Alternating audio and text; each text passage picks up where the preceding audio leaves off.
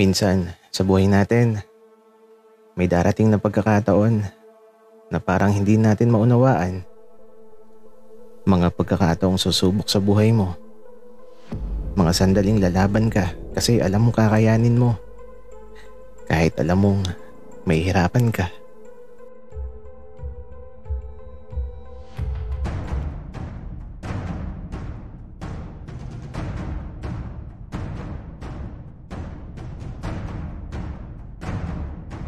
Kaibigan, huwag mong kalimutan mag-subscribe sa aming channel at huwag din kalimutan i-click ang notification bell at subscribe button. Subscribe na!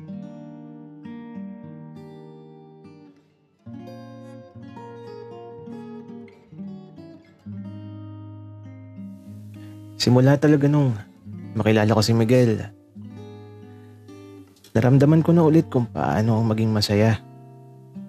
Ewan ko ba, kahit alam kong mali, di ko mapigilan ng puso ko na tumibok sa di ko inaasahang biglang darating sa buhay ko. Nung lisanin niya ang lugar namin, hinahanap ko ang bawat niyang ngiti. At nasasabik ako na muli siyang makita. Mahal ko na yata sa Miguel. Kaya sa pagkakataong ito, nang muli ko na siyang makasama, sobrang saya ko talaga. At magkatabi pa kami ngayon sa kama, kung saan, ayan na naman siya. Kunwari, tulog. Makasama ko lang siya, masaya na ako. Sapat na yun. At sa bawat sandaling lilipas, pipiliin ko ang maging masaya kasama si Miguel.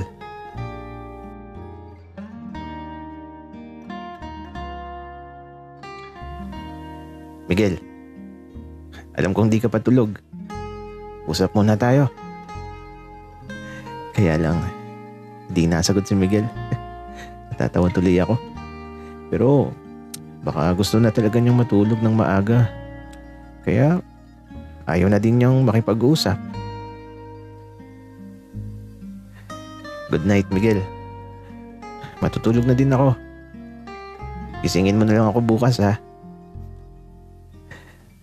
Walang sagot mula kay Miguel. Pero okay lang. Kaya naman, matutulog na lang din siguro ako. Sa paglipas ng mga oras, nakatulog din naman ako kaagad. At nung magising ako dahil sa tunog ng alarm, aba, si Miguel, nakayakap sa akin.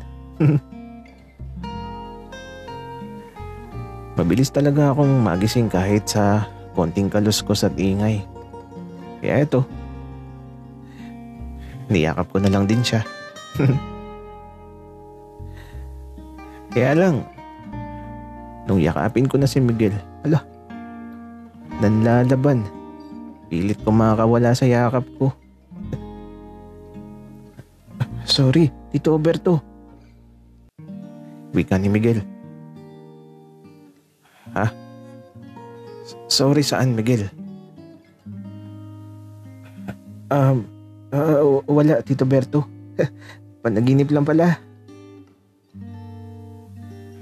Bakit? Ano bang panaginip yun, Miguel? Kasi Tito Berto, sinasakal mo daw ako sa panaginip ko. Oh, bakit ko naman gagawin yun sa'yo, Miguel? Wala naman, Tito Berto. Tara na, alis na tayo. Sige, Miguel. Pero di mo ba talaga sasabihin kung ano yung panaginip mo? Wala yun, Tito Berto. Kalimutan mo na. Wika ni Miguel. Napapaisip tuloy ako kung ano yung panaginip niya. At bakit ko siya sasakalin?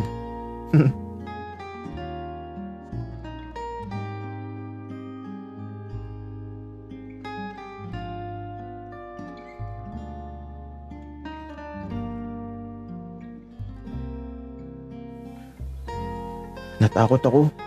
Buti na lang at panaginip lang yun. Kasi naman, inulit ko daw yung nangyari. Kumain daw ulit ako ng pinagbabawal kaya ayun.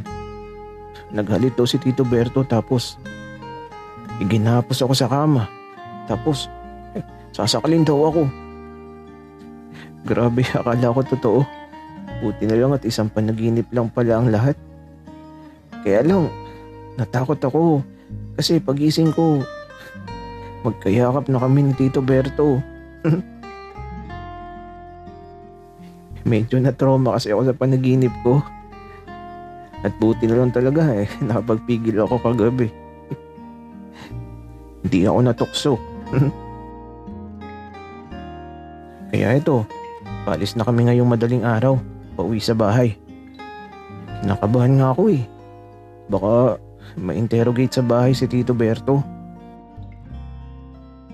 Siguro, ilalayo ko na lang kay Papa at sa mga kapatid ko si Tito Berto. Baka kasi magtanong sila, tapos Berto na lang ang itatawag ko sa kanya. Baka kasi kapag Tito Berto ang itawag ko, naku, baka tanungin ako kung bakit Tito. Miguel, yung nilapak, baka kinalimutan mo. Dinala ko Tito Berto. Nasa bag ko. Ang lamig nga Para sa mama mo yan. Sigurado magugustuhan niya yan. Tsaka pala Miguel, gusto ko makilala ang papa mo at mga kapatid mo. Hala, naku naman. Gusto ko nga siyang iiwas kay papa at sa mga kapatid ko tapos yun naman ang gusto ni Tito Berto. Ay naku. Bahala na nga. Sige. Ikaw ang bahala, Tito Berto. Basta, huwag kang magkukwento ng kahit ano Oo naman Miguel. Ako nang bahala. Huwag kang mag-alala. Di ko sasabihin ang nangyari sa atin. Tito Berto naman Akala ko ba kakalimutan na natin yun? Oo nga pala. Sorry na Miguel. Kalimutan na natin yun. Malayo pa ba tayo? Medyo malayo pa Tito Berto. Matulog ka muna. Gigisingin na lang kita kapag malapit na tayo.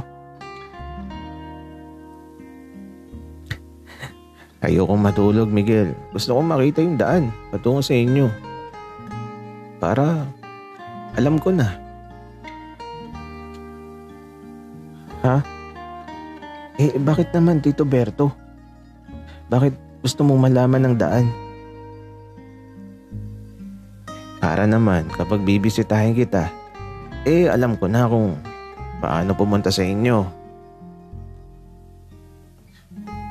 Sa dormitoryo mo na lang ako bisitahin, Tito Berto. Okay, sabi mo Pero Miguel, kapag magkasama tayo, anong nararamdaman mo?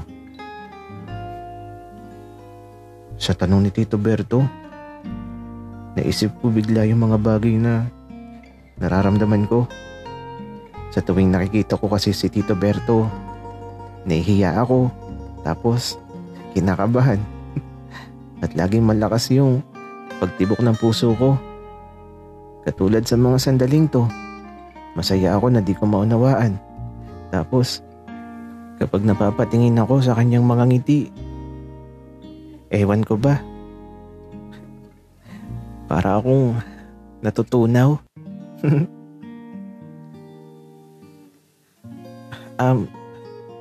Wala naman, Tito Berto. Normal na pakiramdam lang. Walang kakaiba. Wika ako.